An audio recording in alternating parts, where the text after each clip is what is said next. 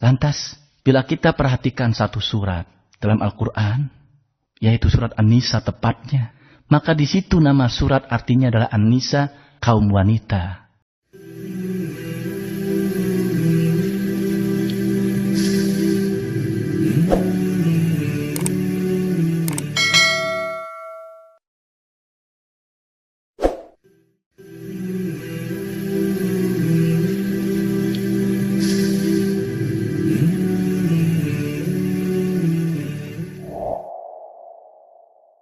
Para pendengar yang budiman, kaum muslimat yang dirahmati Allah Subhanahu wa Ta'ala.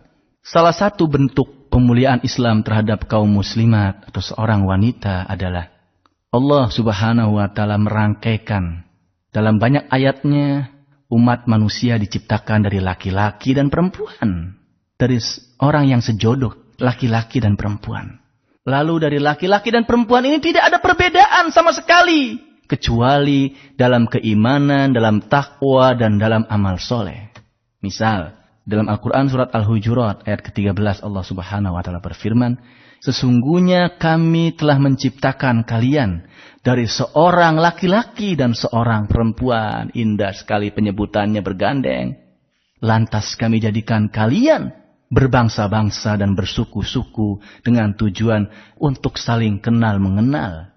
Lantas ada landasannya. Landasannya sesungguhnya orang yang paling mulia di antara kalian di sisi Allah Subhanahu wa Ta'ala adalah yang paling takwa, yang paling takwa. Bukan karena kelelakiannya, bukan karena keperempuannya, bukan, tapi karena ketakwaan. Disebutkan bergandengan sama, lalu mizannya, timbangannya, silakan. Siapa yang takwa? Lebih takwa, lebih baik. Nah, para pendengar yang budiman, Islam sangat perhatian, sangat konsisten untuk memberikan seorang wanita dan kaum wanita pendidikan. Untuk memberikan taklim dan tarbiyah kepada wanita atau kaum wanita, maka Islam memerintahkannya dengan sangat tegas. Di dalam sebuah hadis yang diriwayatkan oleh Imam Al-Bukhari rahimahullah dari Abi Sa'id Al-Khudri radhiyallahu anhu, qalatin nisa'u lin nabiyyi sallallahu alaihi wasallam. Dikatakan bahwasanya serombongan kaum wanita bertanya kepada Nabi Shallallahu Alaihi Wasallam, "Ghalabana alaika rijal." Ya Rasulullah Shallallahu Alaihi Wasallam, sesungguhnya selama ini engkau sibuk mengurus kaum laki-laki. Faj'al lana yauman min nafsika. Maka tolong dong, berikan kami satu hari saja dari dirimu untuk mengurus kami kaum wanita. Fawa'adahunna yauman laqiyahunna fihi. Lantas Rasulullah Shallallahu Alaihi Wasallam menjanjikan kepada mereka ya satu hari, di mana Rasulullah Shallallahu Alaihi Wasallam akan bertemu untuk mengajarkan mereka. Fawa'adhunna wa amarohunna. Lantas Rasulullah Shallallahu Alaihi Wasallam pun setelah bertemu dengan mereka kaum wanita memberikan mau'idhah, nasihat-nasihatnya. Memerintahkan mereka untuk begini dan begitu, jangan begini dan jangan begitu. Fakana mimma qala lahun.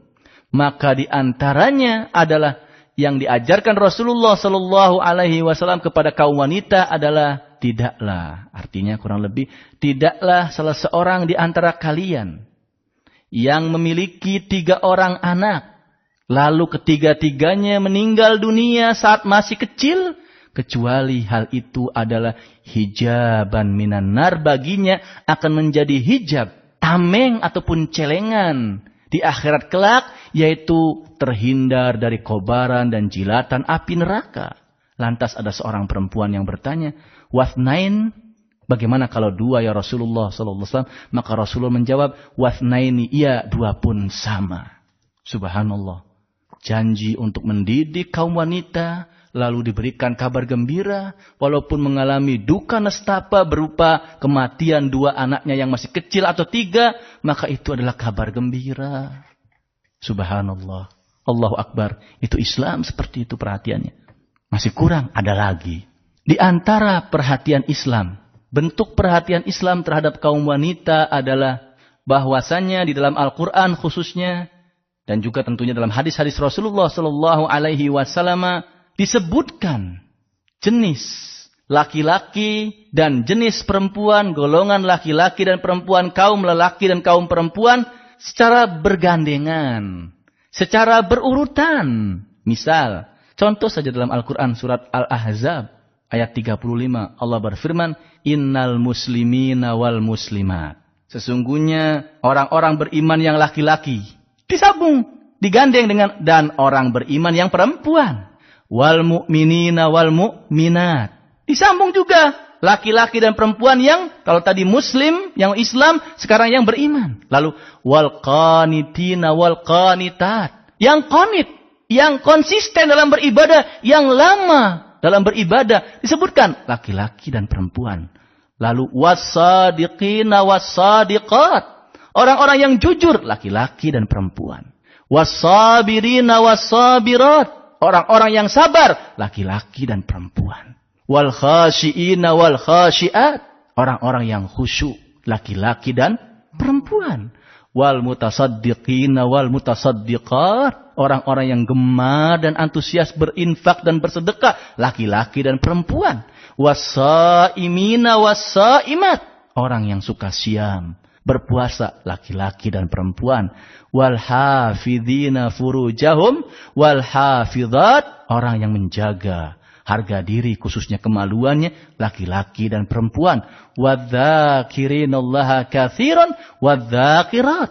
Orang-orang yang gemar berzikir kepada Allah dengan banyak, laki-laki dan perempuan. Bagaimana mereka selain disebutkan bersama-sama, a'addallahu lahum maghfiratan wa ajran 'azima. Allah akan menyiapkan, membalas mereka dengan memberikan maghfirah, ampunan, dan pahala yang luar biasa, pahala yang selaksa tiada taranya. Nah, para pendengar yang budiman, lantas bila kita perhatikan satu surat dalam Al-Quran, yaitu surat An-Nisa tepatnya, maka di situ nama surat artinya adalah An-Nisa, kaum wanita, golongan perempuan. Nah, nama surat ini mengindikasikan bahwasanya Islam memberikan perhatian yang luar biasa kepada kaum wanita, kepada Anda semua, wahai para pendengar yang budiman dan kaum muslimat yang dirahmati Allah Subhanahu wa taala. Anda dapat perhatian yang sangat layak, mendapatkan apresiasi yang tinggi. Kalau kita bedah satu persatu dalam Al-Quran surat An-Nisa tersebut, maka banyak hukum, banyak wejangan, banyak nasihat, banyak pelajaran berharga dalam surat tersebut, yaitu An-Nisa, khususnya yang berkaitan dengan wanita, lebih bahkan dari 10 poin ataupun 10 item kajian. Panjang sekali. Subhanallah, dari situ hanya Islam dari dulu dan sampai hari kiamat kelak yang berikan perhatian begitu besar kepada kaum wanita. Perhatian tersebut pun nampak dari perintah-perintah yang harus dikerjakan dan larangan-larangan yang harus ditinggalkan. Itu nampak dari situ juga. Oleh karena itu, sudah tidak ada saatnya lagi kita meragukan kemuliaan dan keagungan Islam. Itu yang pertama. Yang kedua, seharusnya, sejatinya dan seyogianya kita untuk bersegera mengamalkan Islam, yaitu merealisasikan perintah-perintahnya seoptimal dan semaksimal mungkin, dan menjauhi larangan-larangannya seoptimal dan semaksimal mungkin pula. Ini yang dituntut oleh kita semua. Semoga Allah Subhanahu wa taala membimbing kita semua kepada jalan yang baik dan jalan yang lebih baik. Wallahu a'lam. Wassalamualaikum warahmatullahi wabarakatuh.